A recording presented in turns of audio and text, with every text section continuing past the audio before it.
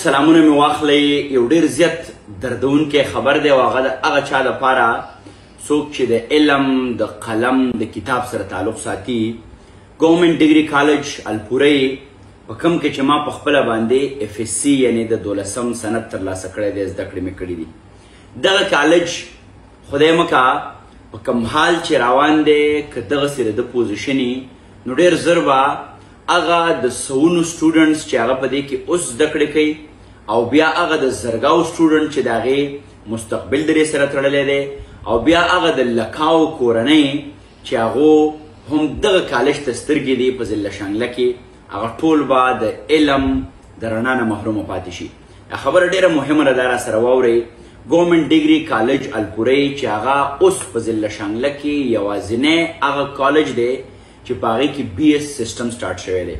په دغه کالج کې ډېره لویه د افسوس خبره ده د حکومت د لارې چې کوم سانکشن پوسټونه ورته وایي یا هغه منظور شده اسامۍ چې هغه باقاعده دلته د فاینانس ډپارټمنټ نه د هغې اپروول شوی، د هغې تنخوا ځي، د هغې پیسې ځي، هغه 33 دې ته ورکړی شوي دي ګورنمنټ ډیګري کالج الپورۍ ته. خو له بده مرغه د ضلع شانګلې په سر ښار الپورۍ کې دغه کالج چې 33 د هغې منظورې اسامۍ دي، سانکشن پوسټونه دي او په هغې کې اوس یوازې 9 استادان هلته لګیا دي خدمات کوي او په دې 9 کې بیا 4 چې دي نو دا د یو ډسپلن دي. یعنې تاسو سوچ وکړئ چې خواوشا 800 یا 900 سټوډنټس په یو اداره کې زده کړه کوي، هلته انټر هم دی او اوس BS سیسټم هم شروع شوی دی او په دې کې یوازې 9 ټیچران وي او بیا په هغې کې 4 چې نو هغه د یو ډسپلني. نو زمونږ دغه لویه شمېره د سټوډنټس دا جزان به په څه حال کې زده کړې کوي، دا به کالج ته راځي او که نه به راځي. د یادونې وړ ده په کال 1983 کې د الپورۍ دغه کالج په 1983 کې په 52 کنالونو باندې جوړه یوه لویه وداني لري. خو له بده مرغه 2008 یا خواوشا 9 کې چې کله طالبانیزیشن راغی په هغې کې د دغه کالج وداني ته ډېر لوی زیان ورسېد، تر دې چې د کالج چې د استادانو کوم هغه ګاډی او هایس و هغه بوتلی شو، ورک کړی شو. بیا د دې یو بس و چې هغه کله زه په دغه کالج کې وم هغه موږ له امیر حیدرخان هوتي راکړی و. هغه بس په داسې بد حال کې ولاړ دی، قامي املاک دی چې هغه هیڅ د کار نه دی. او بیا د دغه کالج د هاسټلو حال، د اوبو حال، شوکت یوسفزی چې کوم زمونږ کرنټ MP دی چې ته یو سکیم یې د اوبو کړی و. ما پرون معلومات وکړه د کالج د ځایي چارواکو نه، هغه وویل چې د هغې هم څه خوند نشته دی. دغه شوکت یوسفزی، دغه امیر مقام، دغه ډاکټر عباد څوک چې زمونږ د ضلع شانګلې ذمهور خلک دي، د دیو په سترګو باندې اوس هم هغه پټۍ پرتې دي چې را روان الیکشن کې خو د دیو په اوټ باندې به نظر وي، خو د دیو دا نظر نشته دی چې د ضلع شانګلې خواوشا 80% خلک چې دي هغه د کولې مزدوران دي. د هغو د ټولو نه لویه زده کړه هم دغه کالج ته کاتلي چې د دې فیس لږ کم دی، نامینل دی. خو دغه 80% مزدوران یو قسمه په زور باندې دا شوکت یوسفزی، دا امیر مقام، دا ډاکټر عباد یا څومره چې سیاستمدار دي. سیاست خبره ځکه کوم چې دا زمونږ نمایندهی په ده زمونږ حق دی، دی مونږ اسمبلۍ ته رالیږو. دا تپوس به زمانه نه کیږي چې افسر افغان تا جرنالیزم کړی دی نو تا د شانګلې دپاره څه وکړو یا بل څوک څه کاروباري دی یا خو دیو د سیاست دعوه کوي، د عوام نه رای واخلي او بیا د دیو حال دا وي چې دغه ګورنمنټ ډیګري کالج چې بیخي په ړنګېدو کې دی، په ارتاوېدو کې دی. که یوه زلزله راله خدای مکه هلته په هاسټل کې چې څه لږ ډېر سټوډنټان دي نو هغو باندې به هم دغه راتاو شوي.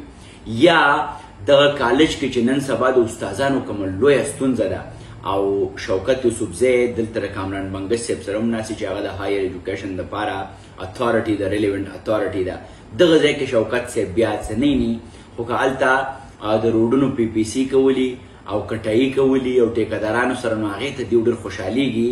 ما خیال دی ما بیا په دې خبره کړې ده، زما په دې ریسرچ هم روان دی چې د کټایي ته ولې زموږ دا سیاستمدار او ټیکهداران خوشحالیږي. نو په دې کې هم یو انډیپت سټوري به زه ډېر زر راوړم.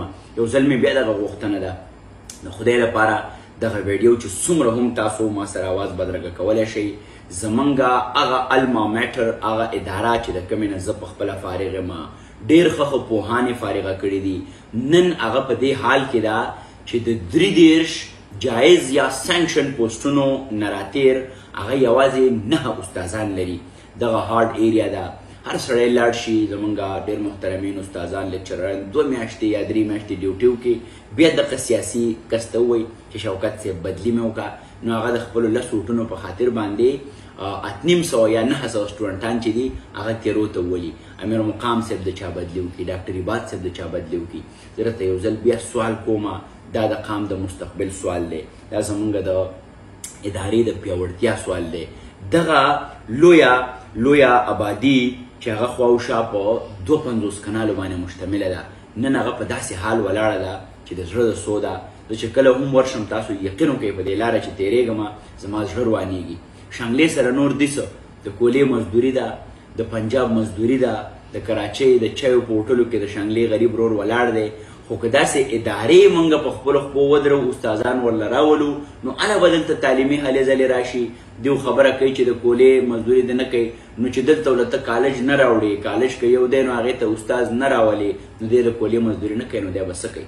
مهرباني وکړئ دا نیغ په نیغه زه په دې کې شوکت یوسفزی، امیر مقام، زمونږ ډاکټر عباد، بیا فیصل زیب هم چونکې د شانګلې د علاقې دی، خو هغه بله ایریا ده، بیا دا د شوکت یوسفزی حلقه ده. زه دا ټول نیغ په نیغه ذمهور ګڼم او دغه 800 یا 900 سټوډنټس د ژوند سره چې کومې لوبې کېږي، دوی چې د زده کړو نه محرومه کېږي، دا نیغ په نیغه د شوکت یوسفزی، امیر مقام او د عباد ذمهوري ده.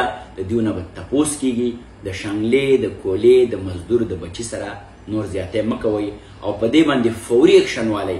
دغه ویډیو که تاسو په خپله نشئ کولی، دا زما دا ویډیو سی ایم صاحب ته ورسوئ، کامران بنګش ته یې ورسوئ، پښتانه دي هغه هم په پښتو پوهېږي. ولې چې د حکومت نه پوسټونه سینکشن شوي دي، د دې پیسې ځي فاینانس ډپارټمنټ کې، هر څه کلیر دي. دومره ستاسو په یو استاد او لیکچرر وس نه رسي یا دومره فیسیلیټي هلته نشئ ورکولی، هلته ګیس نشته دی، هلته اوبه نشته دی، هلته هاسټل نشته دی، انفراسټرکچر تباه دی، کله راباندې سیلاب راځي، کله راباندې نوره بدامني راځي. نو دا تاسو د کمې ورځې دپاره په پارلمنټ کې ناست یئ، نیغ په نیغه تاسو په دې کې ککړ یئ او باید چې د دې تاسو زر تر زره حل راوباسي. خدای مکه زمونږ لویه آبادي د زده کړو نه محرومه نشي. دغه خلک به بیا نورې لارې اختیاروي، د ټولنې، د چاپېرچل، د معاشرې د تخریب یا د ډسټرکشن ذریعه به بیا ګرځي او د دې ذمهوران به نیغ په نیغه تاسو یې. زما د برخې هم دغه کارو، زه به بیا هم په دې ویډیو کومه. خوشحاله او بریالي راته اوسئ.